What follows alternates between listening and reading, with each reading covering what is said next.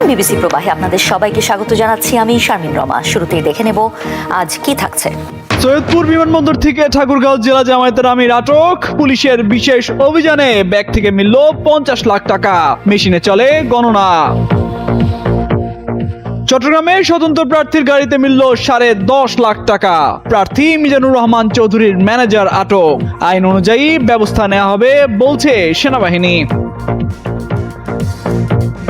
নির্বাচনে প্রার্থীদের সহানুভূতির সুযোগে মাঠে ফেরার চেষ্টা আওয়ামী লীগের। বিএনপি জামাতের প্রচারণায় সক্রিয় অবস্থানে অনেক নেতাকর্মী। নতুন মন্ত্রিসভাকে বরণে জোরেশোরে চলছে প্রস্তুতি। 18 ফেব্রুয়ারি পর্যন্ত গড়াতে পারে শপথ গ্রহণের আনুষ্ঠানিকতা। প্রস্তুত বিলাসবহুল 50টি গাড়ি। নেতাকর্মীদের উদ্দেশ্যে তারেক রহমানের বিশেষ বার্তা। ভোট গ্রহণ শেষ না হওয়া পর্যন্ত কেন্দ্রে অবস্থানের নির্দেশ। হোয়াটসঅ্যাপে পাঠাতে হবে ফলাফল। 50 লাখ টাকা সহ পুলিশের হাতে আটক হয়েছেন জেলা জামায়াতের আমির বেলাল হোসেন। সৈয়দপুর বিমানবন্দর থেকে তাকে আটক করে বিমানবন্দর থানা পুলিশ। বুধবার বেলা 12টার দিকে তাকে আটক করা হয়। এ বিষয়ে নীলফামারী পুলিশ সুপার শেখ জাহিদুল ইসলাম ঘটনার সত্যতা নিশ্চিত করে জানান, গোপন সংবাদের ভিত্তিতে সৈয়দপুর বিমানবন্দরে বিশেষ অভিযান চালায় পুলিশ। ঢাকা থেকে আসা নভো এয়ারের একটি ফ্লাইটে তিনি সৈয়দপুরে অবতরণ করেন। এ সময় তার কাছে থাকা ব্যাগ তল্লাশি করে বিপুল পরিমাণ নগদ অর্থ উদ্ধার করা হয়। পুলিশ সুপার আরও জানান, আটককৃত ব্যক্তি ঠাকুরগাঁও জেলা জামায়াতের আমির। প্রাথমিক জিজ্ঞাসাবাদে উদ্ধারকৃত টাকার পরিমাণ প্রায় 50 লাখ বলে ধারণা করা হচ্ছে। বর্তমানে মেশিনে টাকাগুলো গণনার কাজ চলছে এবং এই অর্থের উৎস এবং ব্যবহারের উদ্দেশ্য সম্পর্কে তাকে জিজ্ঞাসাবাদ করা হচ্ছে। নির্বাচনী আবহে এই বিপুল পরিমাণ অর্থ বহনের বিষয়টি গুরুত্বের সাথে খতিয়ে দেখছে জেলা পুলিশ ও সংশ্লিষ্ট গোয়েন্দা সংস্থা। আইনি প্রক্রিয়া শেষে এই বিষয়ে বিস্তারিত জানানো হবে বলে জানিয়েছে পুলিশ।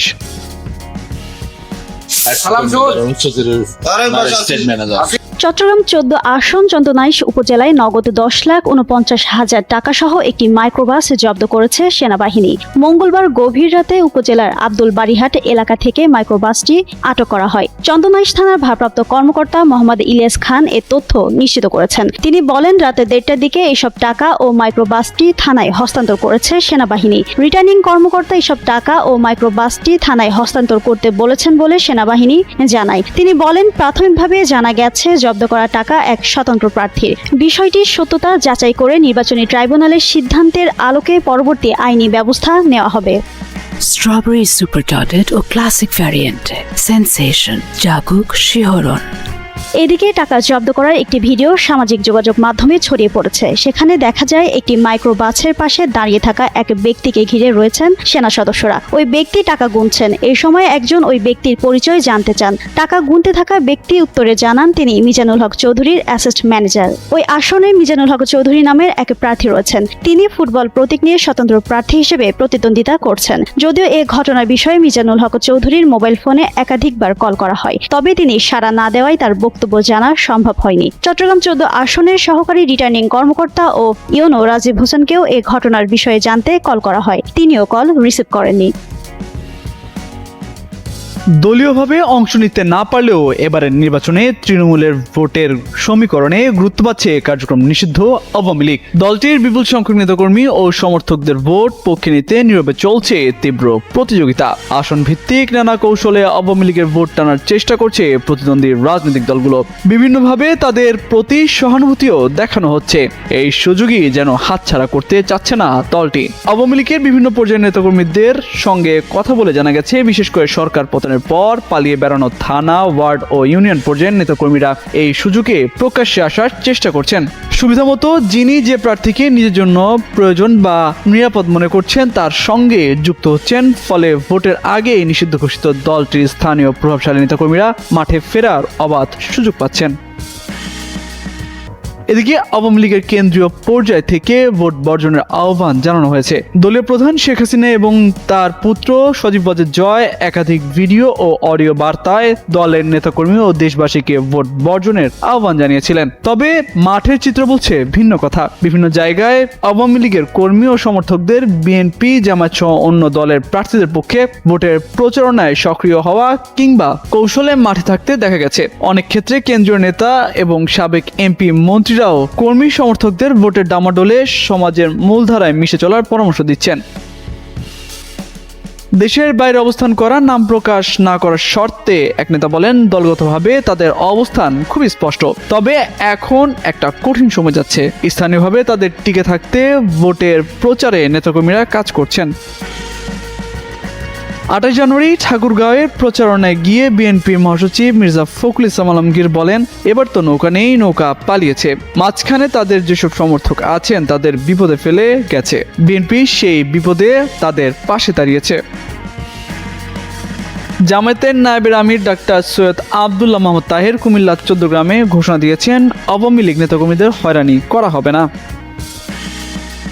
এদিকে 2024 সালের 5 আগস্ট ছাত্র জনতার গণঅভ্যুত্থানের পর আওয়ামী লীগের পতন ঘটে। বর্তমানে দলটির কার্যক্রম নিষিদ্ধ, সভাপতি শেখ হাসিনা সহ শীর্ষ নেতারা পলাতক বা কারাগারে। মানবতা বিরোধী অপরাধে আন্তর্জাতিক অপরাধ ট্রাইব্যুনালে শেখ হাসিনা ও সাবেক স্বরাষ্ট্রমন্ত্রী আসাদুজ্জামান খান কামালের মৃত্যুদণ্ডের রায় হয়েছে। সব মিলিয়ে নৌকার প্রতীক না থাকলেও বেশ কিছু আসনে জয়ের জন্য বড় ফ্যাক্টর হবে আওয়ামী লীগের ভোট। আগামী 13 ফেব্রুয়ারি সকালে ঘোষণা হতে পারে নির্বাচনের ফলাফল। এরপরই গঠিত হবে নতুন সরকার। জুলাই অভ্যুত্থানের পর প্রথমবারের মতো দেশের দায়িত্ব নেবে নির্বাচিত কোনো সরকার। নির্বাচন পরবর্তী নতুন মন্ত্রিসভাকে বরণ করে নিতে চলছে ব্যাপক প্রস্তুতি। ইতোমধ্যে তোড়জোড় শুরু করেছে মন্ত্রী পরিষদ বিভাগ। নতুন মন্ত্রী ও মন্ত্রীদের ব্যবহারের জন্য প্রস্তুত রাখা হয়েছে 50টি বিলাসবহুল গাড়ি। মঙ্গলবার মন্ত্রী পরিষদ বিভাগ এই তথ্য জানিয়েছে। দায়িত্বশীল কর্মকর্তারা বলছেন, 50টি গাড়ি প্রস্তুত রাখা মানে 50 জন মন্ত্রী প্রতিমন্ত্রী করা হচ্ছে। বিষয়টি এমন নয়, মন্ত্রিসভার যতজন সদস্য করা হবে তার থেকে বেশি গাড়ি প্রস্তুত রাখা হয়। অধিকাংশ মন্ত্রী প্রতিমন্ত্রী গাড়ি নিলেও অনেকেই নেন না। এদিকে প্রধান উপদেষ্টার প্রেস সচিবের তথ্য মতে দ্রুততম সময়ে ক্ষমতা হস্তান্তরের প্রক্রিয়া চলছে। সংসদ সদস্যদের শপথ ও সংখ্যাগরিষ্ঠ দলের নেতা নির্বাচনের পর 15 বা 16 ফেব্রুয়ারির মধ্যেই গঠিত হবে নতুন সরকার। সংসদ সদস্যদের শপথ গ্রহণ শেষে সংখ্যাগরিষ্ঠ দলের নেতাকে প্রধানমন্ত্রী হিসেবে শপথের আমন্ত্রণ জানানো হবে। এই কার্যক্রমের সময় 17 কিংবা 18 ফেব্রুয়ারি পর্যন্ত গড়াতে পারে বলেও জানান তিনি। স্বাধীন বাংলাদেশের ইতিহাসে এখন পর্যন্ত জাতীয় সংসদের 12টি সাধারণ নির্বাচন অনুষ্ঠিত হয়েছে। এর মধ্যে হাতে গোনা কয়েকটি নির্বাচন বাদে বেশিরভাগ নির্বাচন নিয়েই ছিল নানা প্রশ্ন। দেশ স্বাধীনের পর জাতীয় সংসদ নির্বাচন অনুষ্ঠিত হয় 1973 সালের 7 মার্চ। ওই নির্বাচনে আওয়ামী লীগ সহ 14টি রাজনৈতিক দল ও হাজারের ওপরে স্বতন্ত্র প্রার্থী অংশ নেয় ভোটে। তবে 293টি আসনে জয় নিয়ে সরকার গঠন করে আওয়ামী লীগ। 1979 সালের 18 ফেব্রুয়ারি অনুষ্ঠিত হয় দ্বিতীয় জাতীয় সংসদ নির্বাচন। এই নির্বাচনের আগেই আওয়ামী লীগ দুই ভাগে ভাগ হয়ে গিয়েছিল। নবগঠিত বিএনপি, আওয়ামী লীগের দুই অংশ, ইসলামিক ডেমোক্রেটিক লীগ সহ মোট 29টি দল নির্বাচনে অংশ নেয়। নির্বাচনে ভোট পড়ে 50.95 ভাগ। নির্বাচনের ফলে বাংলাদেশ জাতীয়তাবাদী দল 207টি, আওয়ামী লীগ 39টি এবং আইডিএল মুসলিম লীগ জোট 20টি আসনে বিজয়ী হয়। এর মধ্যে ইসলামিক ডেমোক্রেটিক লীগ থেকে জামায়াতে ইসলামীর কয়েকজন সদস্য জাতীয় সংসদ সদস্য নির্বাচিত হন। জাতীয় সংসদে জামায়াতে ইসলামীর এটি প্রথম উপস্থিতি।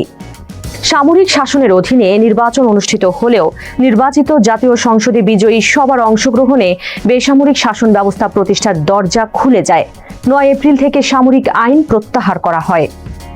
1982 সালে রক্তপাতহীন অভ্যুত্থানের মাধ্যমে ক্ষমতা দখলের পর হুসেইন মোহাম্মদ এরশাদ তার শাসনকে গণতান্ত্রিক রূপ দিতে 1986 সালে এই নির্বাচন আয়োজন করেন। আওয়ামী লীগ সহ বেশ কিছু দল এই নির্বাচনে অংশ নিলেও বিএনপি এই নির্বাচন বয়কট করে। তাদের দাবি ছিল, সামরিক শাসনের অধীনে সুষ্ঠু নির্বাচন সম্ভব নয়। এরশাদের নবগঠিত জাতীয় পার্টি 300টি আসনের মধ্যে 153টি আসনে জয়লাভ করে একক সংখ্যাগরিষ্ঠতা পায়। আওয়ামী লীগ 76টি আসনে জয়ী হয়ে প্রধান বিরোধী দল হিসেবে আত্মপ্রকাশ করে।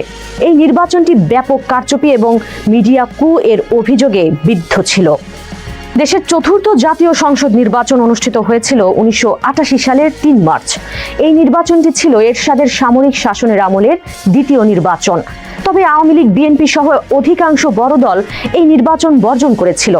এরশাদের জাতীয় পার্টি 300টি আসনের মধ্যে 251টি আসনে জয়লাভ করে নিরঙ্কুশ সংখ্যাগরিষ্ঠতা পায়।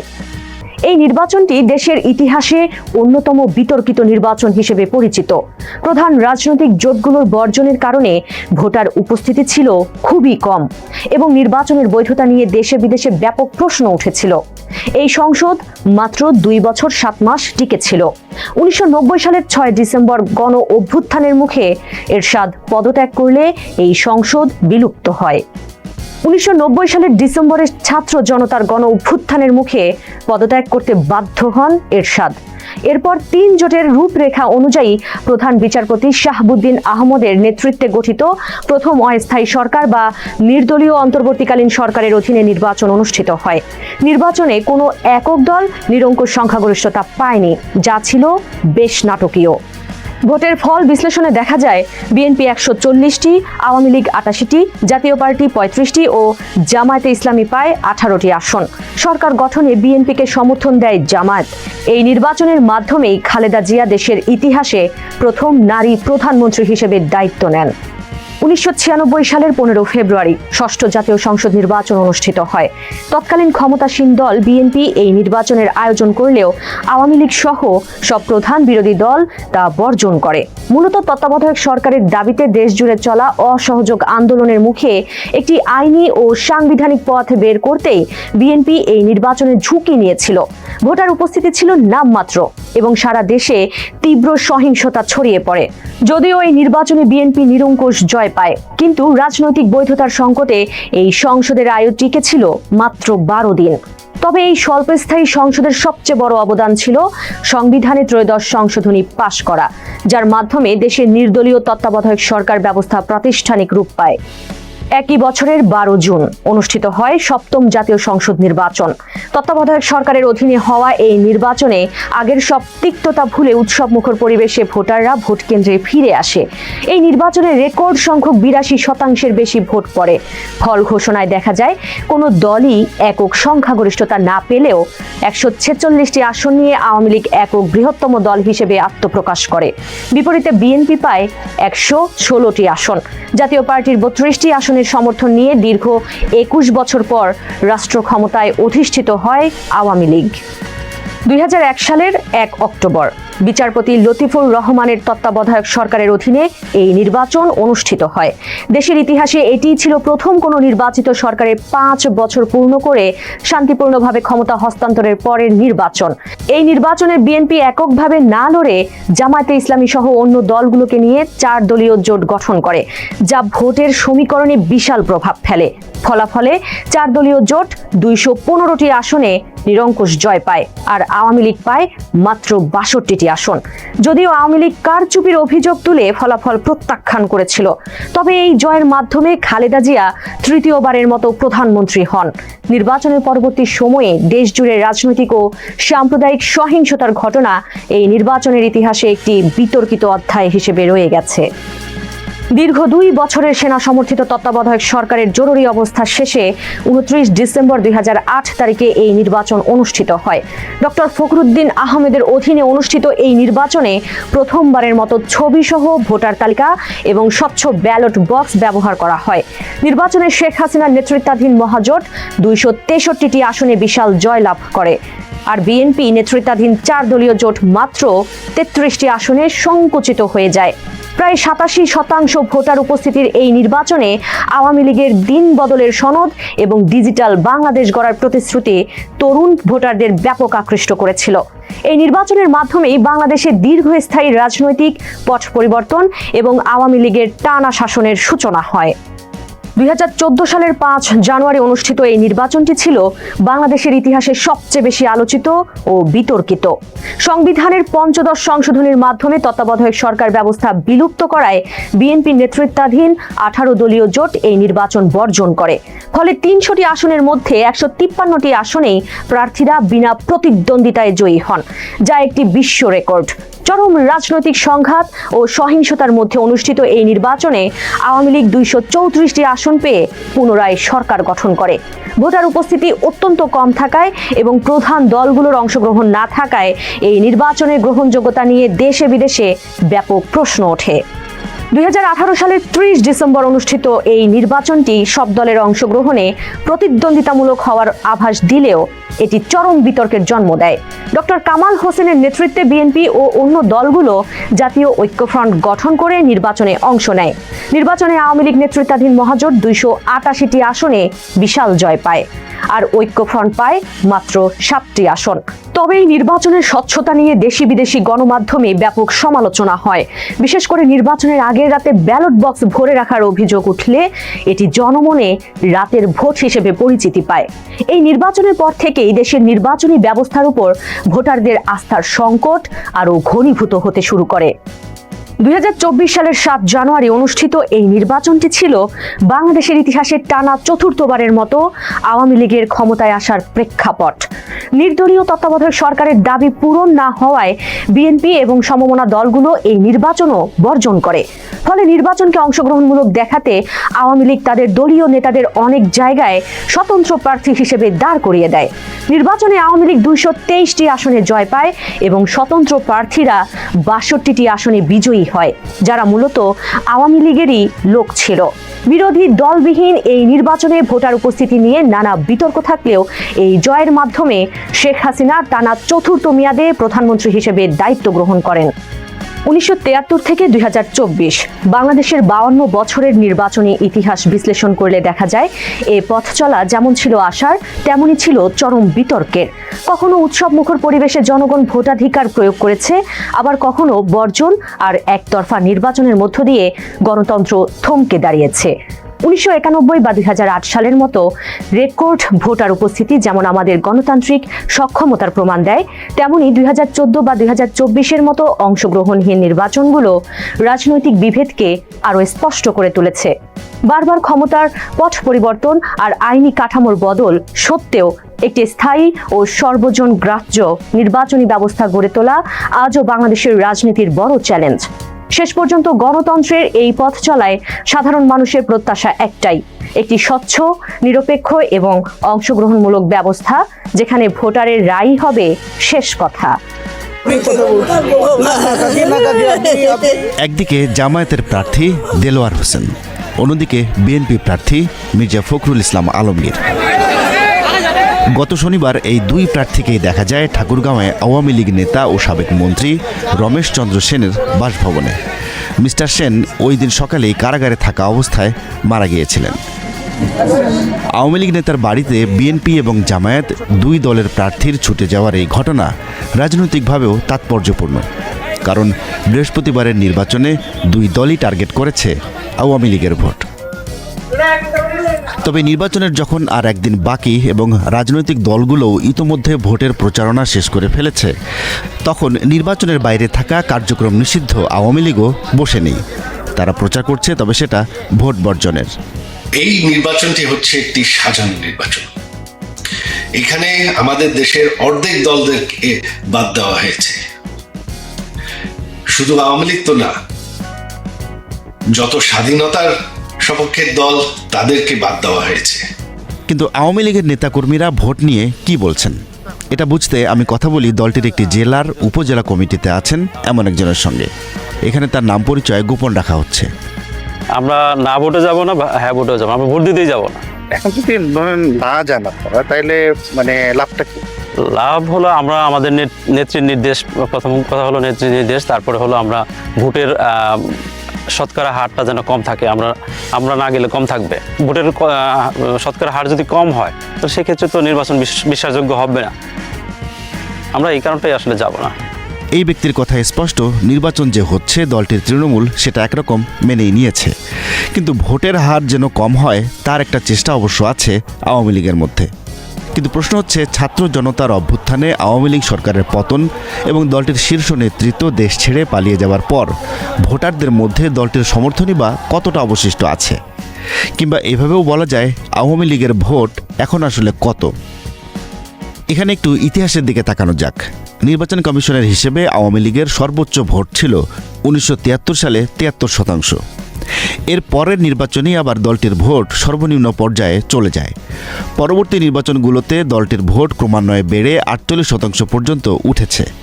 তবে এখন দলটির সমর্থকদের যে অবস্থা সেটা বুঝতে হয়তো 1979 সালের নির্বাচন একটা গুরুত্বপূর্ণ নির্দেশক হলেও হতে পারে। দলটির প্রধান নেতা শেখ মুজিবুর রহমানের মৃত্যুর 4 বছর পর 79 সালের সেই নির্বাচনে দলটির ভোট ছিল আওয়ামী লীগের ইতিহাসে সর্বনিম্ন 24%। আওয়ামী লীগের ভোটার বা আওয়ামী লীগের জনসমর্থন কমেছে কি বেড়েছে সেটা কিন্তু জরিপের উপর নির্ভর করছে না। আমার কাছে মনে হয় যে এটা দেখতে গেলেই কিন্তু আসলে আওয়ামী লীগকে নির্বাচনে অংশগ্রহণ করার সুযোগ দিতে হতো। 30% যদি আমি আমলে নিই ভোটারকে, তাহলে কিন্তু সেই 30% ভোটারকে বাইরে রেখে নির্বাচন যেমন অন্তর্ভুক্তিমূলক হবে না, সেই পাশাপাশি নির্বাচন আমার মনে হয় যে জাতীয় এবং আন্তর্জাতিকভাবেও কিন্তু নির্বাচন নিয়ে প্রশ্ন হবে। তবে আওয়ামী লীগের ভোটাররা যে একেবারেই ভোট দিতে যাবেন না, মাঠ পর্যায়ে অবশ্য বিভিন্ন কারণে সেই বাস্তবতা সেভাবে নেই। বিশেষ করে আওয়ামী লীগের কমিটিতে নেই, কিন্তু সাধারণ সমর্থক এমন ভোটারদের কেউ কেউ বলছেন তারা ভোট দিতে যাবেন। পরিবার থেকে ওই আতঙ্কটা বিরাজ করে যে আমরা তো আসলে আওয়ামী লীগ পরিবার, এখন আওয়ামী লীগ পরিবার যদি ভোট দিতে না যাই তাহলে আক্রান্ত হব। ভোট দিতে যেতে হবে ভয়টা হচ্ছে মূল বিষয়। আমি তো বাঁচতে চাই এই রাষ্ট্রে। এখন যদি সবাই তো যাওয়ার সক্ষমতা নেই যে দেশ ছেড়ে পালিয়ে যাবে, আমাদের তো ওইরকম সক্ষমতা নেই বা আমরা ওইরকম দুর্নীতিগ্রস্ত 10টা টাকাও দল থেকে পাইনি। অনেকে মনে করতেছে যে হয়তো আওয়ামী লীগ আর আসতে পারবে না বা আসবে না, তাহলে আমাদের যে কোনো একটা সাইড হওয়া যা ভালো, এরকম কিছু আছে। আর কিছু আছে স্থানীয় চাপে যে কোনো একটা সাইডে নাম আসতে পারলে ওরা টিকতে পারতেছে না এলাকায়। সবখানেই এখন এরকম নির্বাচনের আবহ। এমনকি প্রার্থীরা আওয়ামী লীগের যারা সাধারণ ভোটার তাদেরকেও ভোট কেন্দ্রে আসার জন্য উৎসাহিত করছেন। আওয়ামী লীগের ভোটাররা যদি ভোট কেন্দ্রে আসেন তাহলে নির্বাচনের ফলাফলেও এর নানা রকম প্রভাব দেখা যাবে। যদি আওয়ামী লীগ যারা সমর্থন করেন সেই ভোটাররা বিচ্ছিন্নভাবে সব দলকে ভোট দেন তাহলে রেজাল্ট হবে একরকম। আর যদি আওয়ামী লীগের ভোটাররা নির্দিষ্ট কোনো দলের দিকে ঝুঁকে পড়েন তাহলে এই ভোটের ফলাফল আবার হবে অন্যরকম। আমি যদি অ্যাভারেজে ধরি যে 30% ভোট আছে, ধরে নিই আর কি, 30% ভোট আছে যদি হয় তাহলে মেজর অংশটাই ভোট দিতে যাবে না।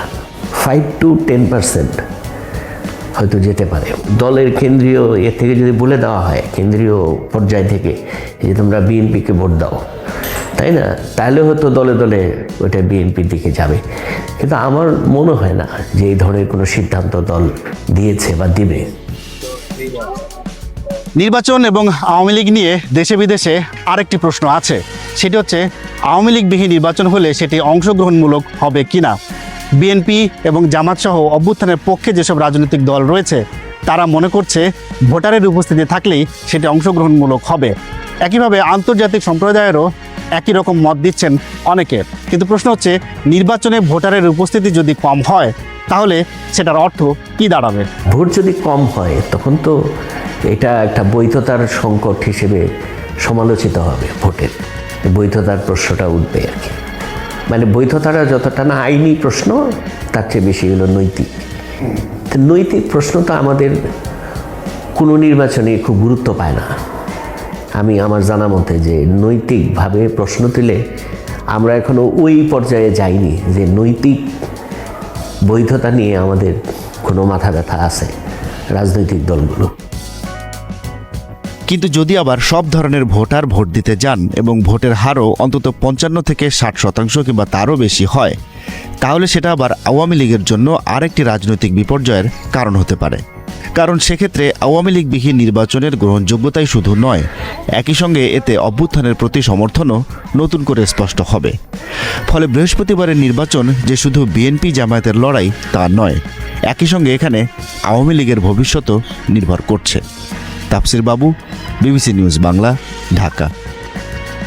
যুদ্ধ বিধ্বস্ত গাজায় নিরাপত্তার জন্য ৮,০০০ সেনা মোতায়েনের প্রস্তুতি নিচ্ছে ইন্দোনেশিয়া।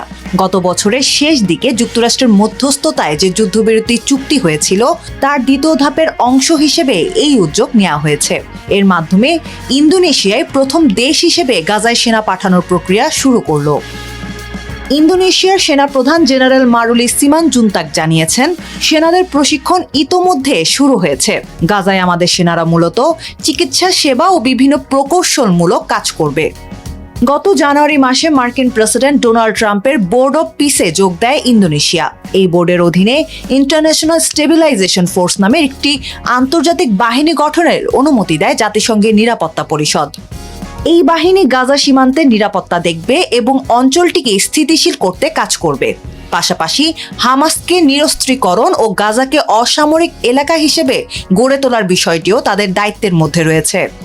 19 ফেব্রুয়ারি ওয়াশিংটনে বোর্ড অব পিসের প্রথম বৈঠক অনুষ্ঠিত হওয়ার কথা রয়েছে।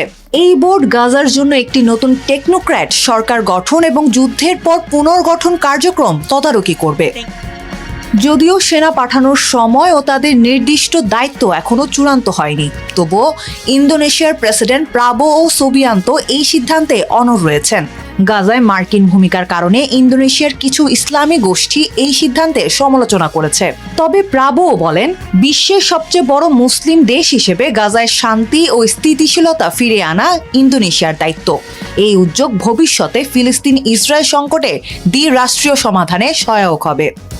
ইসরায়েলি সংবাদ মাধ্যম কানের প্রতিবেদনে বলা হয়েছে, দক্ষিণ গাজার রাফা ও খান ইউনিসের মাঝামাঝি একটি এলাকায় ইন্দোনেশীয় সেনাদের থাকার জন্য ব্যারাক নির্মাণের জায়গা নির্ধারণ করা হয়েছে।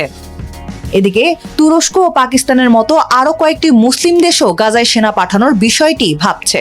তবে তারা স্পষ্ট জানিয়েছেন, তারা কেবল শান্তিরক্ষী হিসেবে কাজ করবে এবং হামাসকে নিরস্ত্রীকরণের কোনো প্রক্রিয়ায় যুক্ত হবে না। 2024 সালে যুক্তরাজ্যের ক্ষমতার মসনদে বসেছেন কিয়ার স্টারমার। সব মিলিয়ে ব্রিটিশ প্রধানমন্ত্রী হিসেবে দায়িত্ব পালন করেছেন মাত্র 18 মাস, কিন্তু এর মধ্যেই বিদায়ের ঘণ্টা বাজতে চলেছে তার। আপস্টাইন ঝড় তছনছ করে দিচ্ছে তার নিজ হাতে গড়া সাম্রাজ্য। কথায় আছে, কারো পৌষ মাস তো কারো সর্বনাশ। এক্ষেত্রে সত্যি সত্যি স্টারমারের সর্বনাশ হলে অবধারিতভাবেই কপাল খুলবে অন্য কারো। প্রধানমন্ত্রীর আসনে বসবেন নতুন কেউ, সেই নতুন কেউটা কে তা নিয়ে এখনো চলছে জল্পনা কল্পনা। ইঙ্গিত মিলছে যুক্তরাজ্যের ইতিহাস ভেঙে দেওয়ারও। প্রচলিত প্রথা ভেঙে প্রথমবারের মতো দেশটিতে দেখা যেতে পারে মুসলিম প্রধানমন্ত্রী। মূলত স্টারমারকে নিয়ে ইতিপূর্বে নানা সময় বিতর্ক তৈরি হলেও বড় ধাক্কাটা তিনি খেয়েছেন সম্প্রতি আপস্টাইন নথি ফাঁস হওয়ার পর। নথিতে স্টারমারের নাম না আসলেও নাম এসেছে তার ঘনিষ্ঠ সহযোগী ও লেবার পার্টির সদস্য মর্গান ম্যাকসুইনের। পরিস্থিতি অনুমান করতে পেরে দ্রুতই পদত্যাগ করেন মর্গান। তবে পরিস্থিতি শান্ত হয়নি। উল্টো যুক্তরাষ্ট্রে ব্রিটিশ রাষ্ট্রদূত হিসেবে কাজ করার সময় কুখ্যাত যৌন অপরাধী অ্যাপস্টাইনের সঙ্গে তার ঘনিষ্ঠতার প্রমাণ মিলেছে। সেই ঘনিষ্ঠতা এতটাই বেশি যে মর্গান 2008 সালে লেবার সরকারের মন্ত্রী থাকাকালে অ্যাপস্টাইনের সঙ্গে বাজার সংবেদনশীল গোপন তথ্য শেয়ার করতেন, যা তীব্র সমালোচনার জন্ম দিয়েছে দেশটিতে। এই সমালোচনার ঝড় এতটাই প্রখর হয়েছে যে কেবল বিরোধী দল নয়, নিজ দলের সদস্যদের তোপের মুখে পড়তে হচ্ছে তাকে। চাপ বাড়ছে পদত্যাগের। স্টারমারের পদত্যাগ দাবি করে স্কটিশ লেবার পার্টির নেতা আনাস সারোয়ার বলেন, বিভ্রান্তির অবসান ঘটাতে হবে এবং ডাউনিং স্ট্রিটের নেতৃত্বে পরিবর্তন আনতে হবে। এদিকে আগামী মে মাসে স্কটিশ ও ওয়েলস পার্লামেন্ট এবং ইংল্যান্ডের কাউন্সিল নির্বাচন অনুষ্ঠিত হবে। সেখানে লেবার পার্টির ফল খারাপ হলে স্টারমারের ওপর চাপ অসহনীয় হয়ে উঠতে পারে। তখন তুমুল চাপের মুখে বাধ্য হয়ে পদত্যাগ করতে হতে পারে স্টারমারকে। তাই ভাবতে হচ্ছে সম্ভাব্য বিকল্প, যেখানে আলোচনায় স্বরাষ্ট্রমন্ত্রী শাবানা মাহমুদ। শেষ পর্যন্ত এই গুঞ্জন সত্যি হলে প্রথমবারের মতো মুসলিম প্রধানমন্ত্রী পাবে যুক্তরাজ্য। বর্তমানে ব্রিটিশ স্বরাষ্ট্র মন্ত্রণালয়ের দায়িত্ব সামলানো শাবানা এরই মধ্যে নিজের গ্রহণযোগ্যতার প্রমাণ দিয়েছেন। দলের মধ্যেও যথেষ্ট গ্রহণযোগ্যতা আছে তার। শাবানার ব্যাপারে জানা গেছে, 1980 সালে বার্মিংহামে জন্ম নিলেও তার বাবা মা ছিলেন পাকিস্তান শাসিত কাশ্মীরের। অক্সফোর্ড বিশ্ববিদ্যালয়ের লিঙ্কনস কলেজে আইন বিষয়ে পড়াশোনা শেষ করে 2010 সালে বার্মিংহাম লেডিউড এলাকা থেকে সংসদ সদস্য নির্বাচিত হন তিনি। এর মাধ্যমে তিনি যুক্তরাজ্যের প্রথম দিকের নারী মুসলিম এমপিদের একজন হন। সেই তার সামনে এখন দেশটির প্রথম মুসলিম প্রধানমন্ত্রী হওয়ার হাতছানি। সবাইকে শুভকামনা জানিয়ে আমি শারমিন রমাজ এখানে বিদায় নিচ্ছি। ভালো থাকবেন।